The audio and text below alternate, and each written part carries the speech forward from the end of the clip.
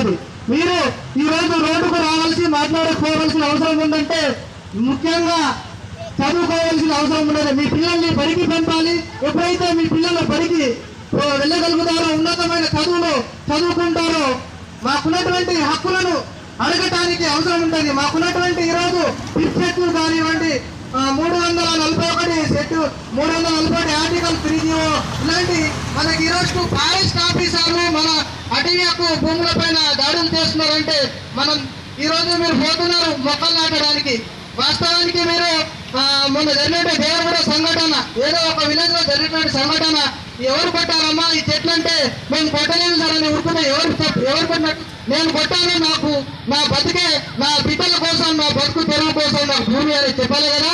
మీరెందుకు నేను భూమి కొట్టలేదంటే ఫారెస్ట్ అధికారుల చేతులు మీద మీరు కొట్టలేనప్పుడు మీరు చెట్లు పెట్టడానికి రండి అంటే మీరే మళ్ళీ కైకిలు పోతే ఇది చాలా దూరదృష్టంగా భావిస్తున్నాము. నిజంగా ఈరోజు ఇంత పెద్ద స్థాయిలో ధర్నాలు వ్యవస్థలు ఎంతో జరుపుకోవాల్సిన ఈరోజు మీకు చైతన్యం రావలేకపోతుంది.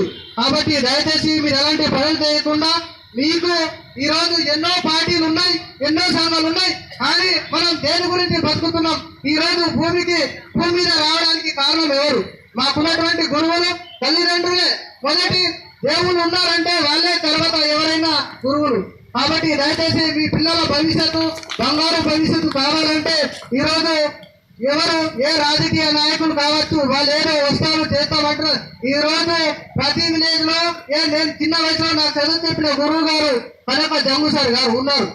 అతని ముంగట ఈ రోజు మాట్లాడుతున్నంటే తనకు ఎంతో గర్వకారణం. అదేవిధంగా మీ పిల్లలు రేపు ఎక్కడైనా మాట్లాడుకుంటే మీకు గర్వకారణం ఉండాలంటే మీ పిల్లల్ని ఉన్నతమైన చదువులు, ఒక పూట భోజనం లేకపోయినా పర్వాలేదు కానీ మీ పిల్లల్ని మాత్రం ఖచ్చితంగా చదివిస్తేనే పైకి రాగలుగుతారు.